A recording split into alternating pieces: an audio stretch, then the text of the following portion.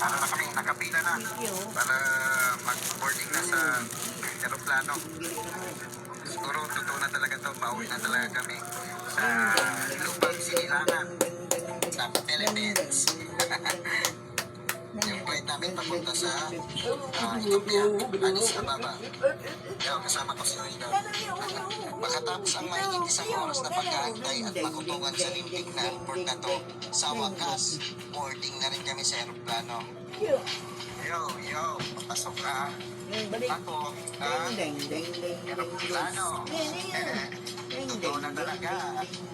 Sa sandaling ito, ako ay naglalakad na papunta sa loob ng aeroplano.